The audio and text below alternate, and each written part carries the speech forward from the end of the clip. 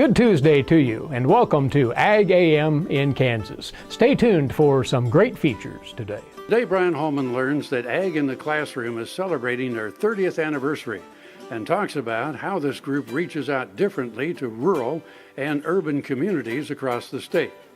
Next, Devin Stewart is at the Southern Plains Drought Summit at Kansas State discussing the management of water and forage issues through what is expected to be another dry year. Then in our Healthy Yard segment, find out some tips and tricks to get the most value out of your gardening space.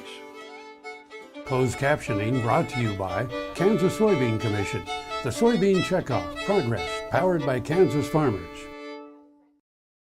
Ag AM in Kansas is brought to you in part by Kansas Pork Association, assisting producers and informing consumers. Kathy, thank you for joining us this morning. 30 years and counting. What a great accomplishment for Ag in the Classroom. I've got to say that you're truly right. We've had so many great volunteers that have worked together with our foundation, which is a 501c3 nonprofit, and the board of directors over the years has just shepherded this organization through all of the changes in what teachers are needing for their curriculum. And so it's been a great 30 years. Well, you know, I've Googled Ag in the Classroom a couple of times, and you look at other states, but you look at our website versus, say, some of the other states' websites. I mean, we're very active in Ag in the Classroom. I mean, most teachers, school districts have really kind of taken this curriculum in. That's right. We've been able to offer curriculum in all of the counties in the state of Kansas, and we have a lot of volunteers, say from Kansas Farm Bureau and conservation districts, and also extension personnel who are in the classrooms in each of those counties and who know which teachers are interested in incorporating agriculture into their curriculum of math and science and social studies and language arts.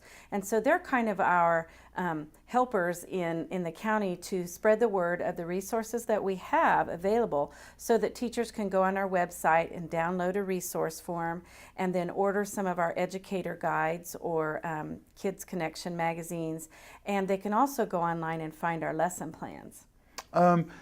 Different parts of the state have different needs when it comes to Ag in the Classroom. Some rural districts may not have as much need to learn some of the things, but some of the more populated areas.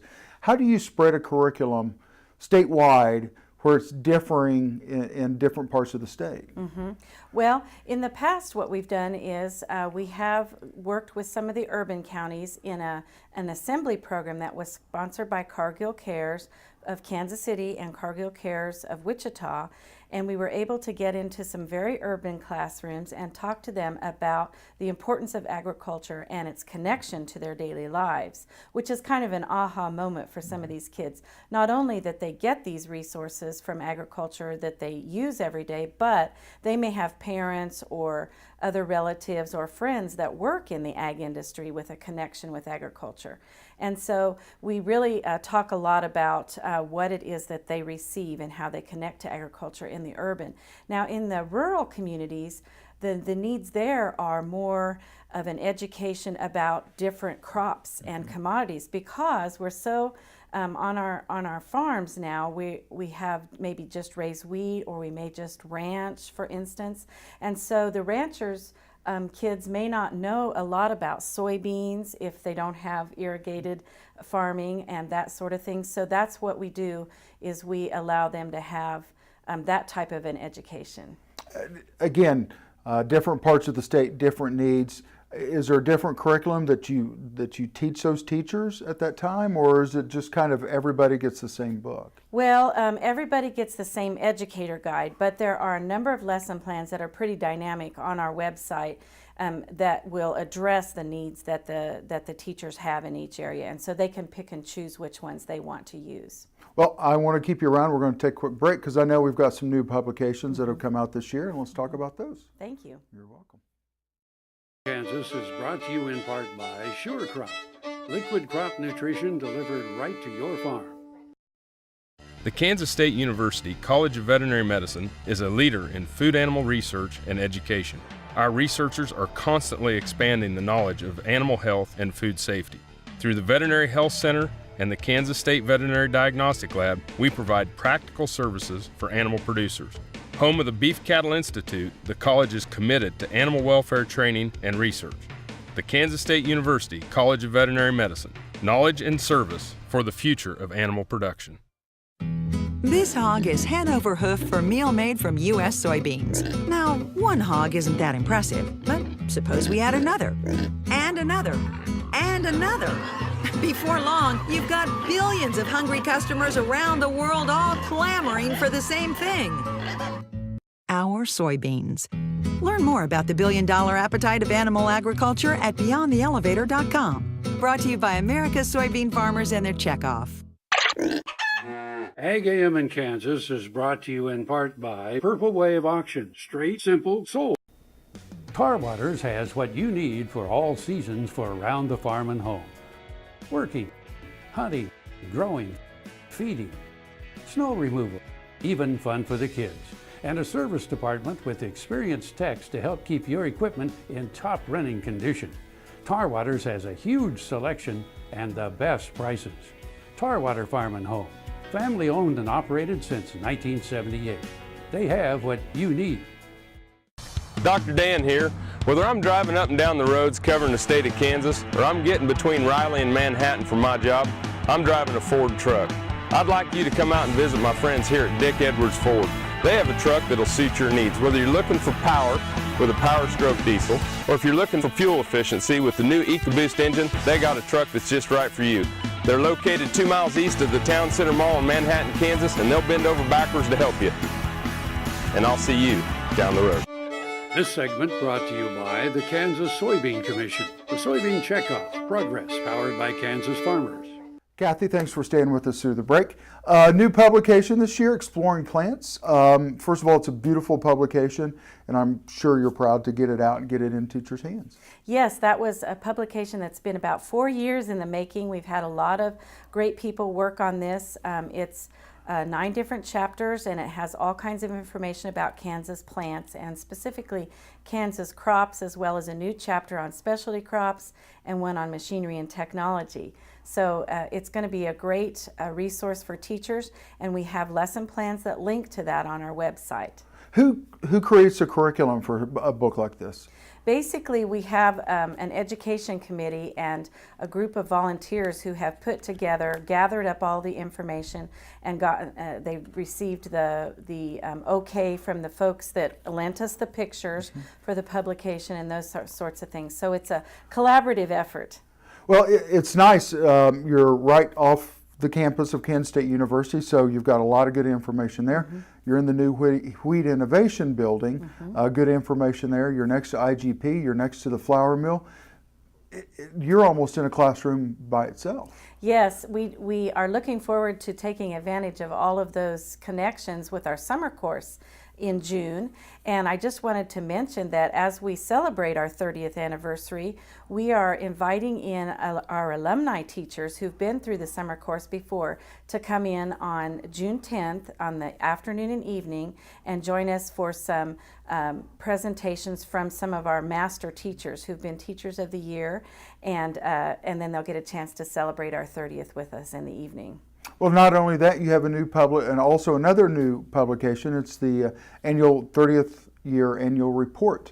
What another nice piece of brochure to send out. Yes, we do have our annual report, and our 30th celebration will be taking place all year this year. And so we are actually soliciting funding to help support the next 30 years. And so folks that really like our mission and what we're doing are welcome to go to our website at ksagclassroom.org and click on Join Our Mission, and they can download a 30/30 Vision donor form in celebration of our 30th. And looking through the report, there are a lot of companies that really make ag in the classroom work here in this state. There are huge support. We have all the support of all of our grain commissions in Kansas, plus Midwest Dairy Council and the Kansas Dairy Association.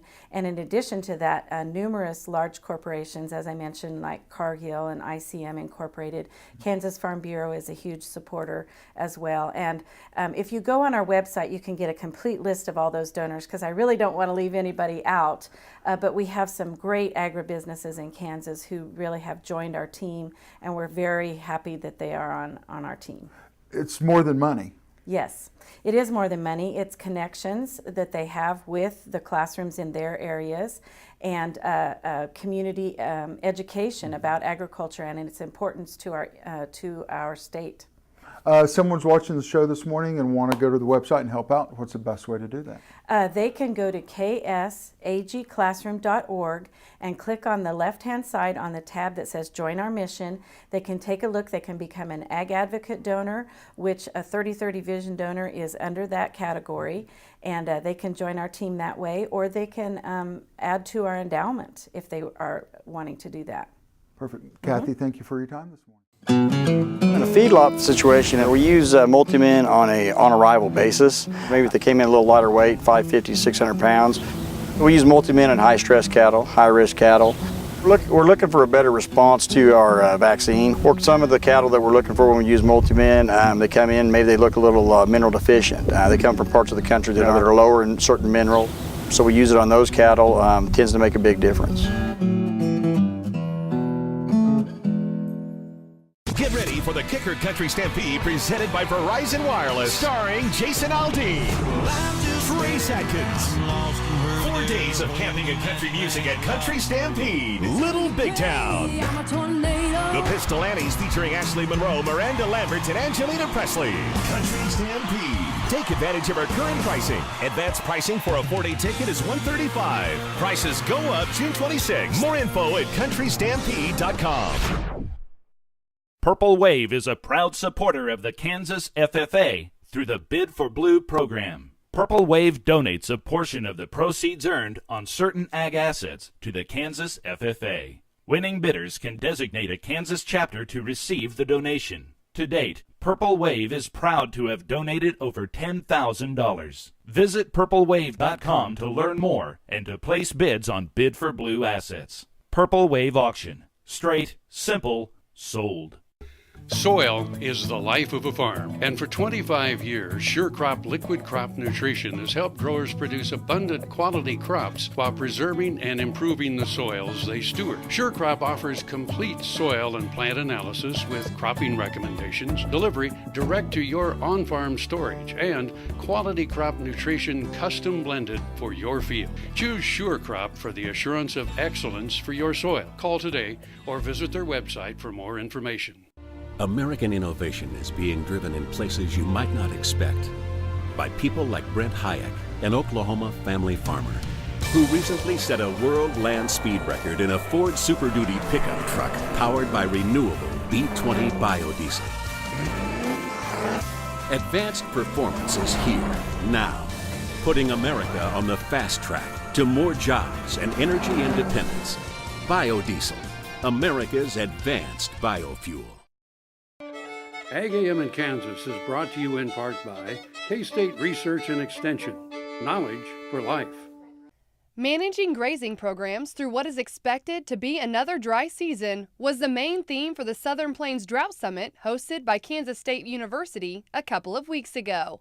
With Ag AM in Kansas, I'm Devin Stewart. One of the speakers there, K-State beef veterinarian Larry Hollis, is advising pasture managers to be thinking through not only the water situation, which means both quantity and quality, but the potential for unwanted plant consumption by those grazing cattle as well. Some of the things that we were wanting to bring up today were water issues. Everybody understands lack of water, but we also wanted to stress quality of the remaining water that's there and the problems that could be brought about by the drought situation that's there.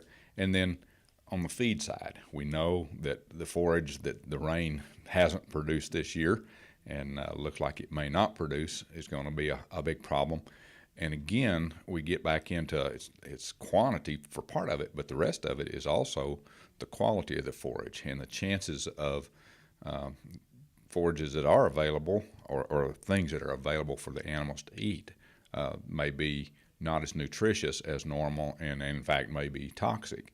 And a bigger issue, I guess, would be the things that are not there for them to eat, the normal grasses and some of the things like that that are not there, and we may be forcing our animals to eat things that could be toxic to them, could reduce performance, or could actually damage their health. And so we have to be aware of, just because it's green doesn't mean it's good. And so we're looking at both water and feed as affected by this drought this year. On the water quality, what we get into is as our ponds dry down and things of this nature, anything that's there that's a non-volatile product will tend to concentrate.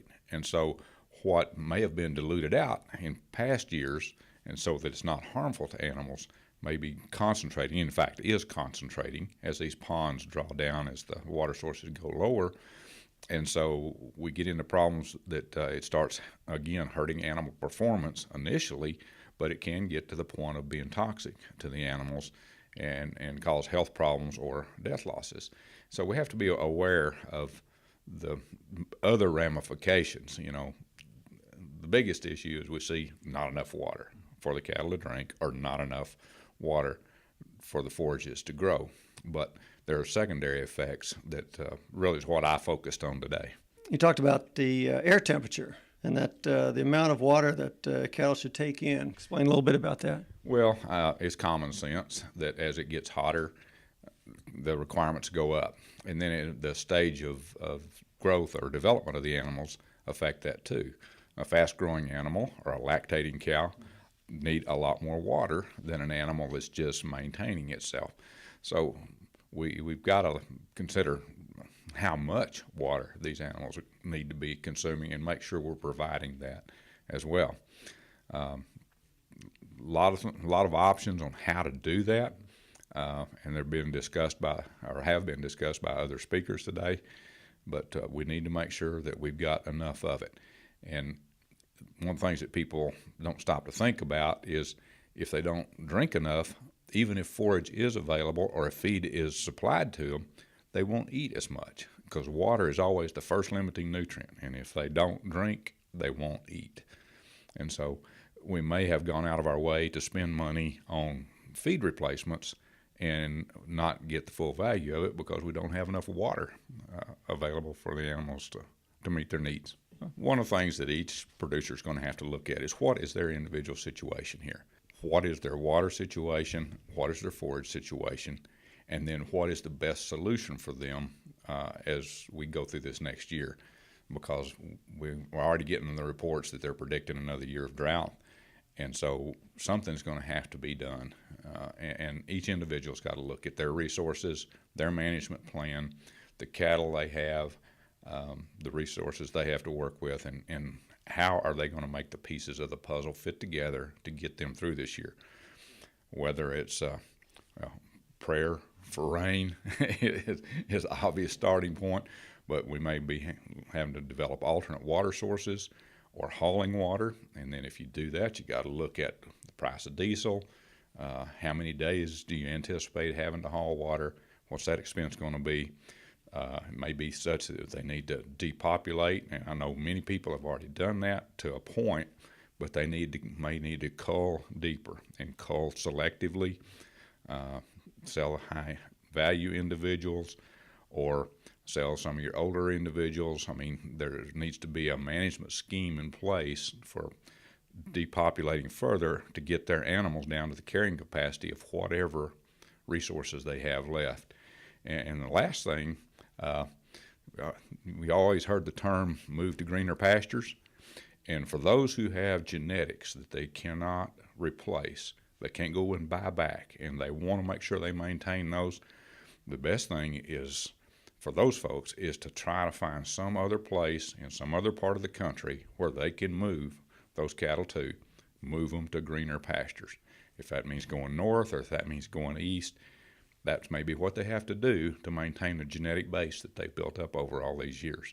And there are a lot of people that have cattle that are worth that, worth doing that with. And you may not be able to take them all, but you may take some, just to keep the genetic base intact and evolving forward. With Ag AM in Kansas, I'm Devin Stewart. Valley Vet Supply is devoted to providing information and professional quality products at reasonable prices. Valley Vet Supply.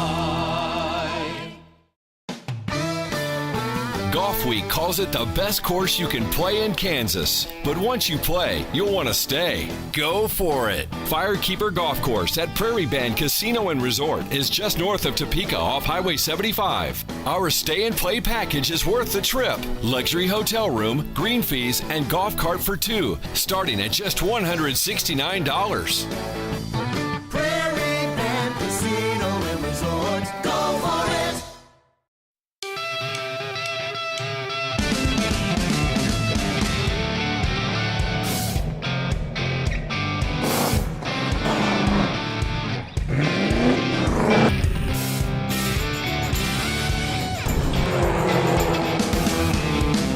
This is the fast track to more jobs and America's energy independence.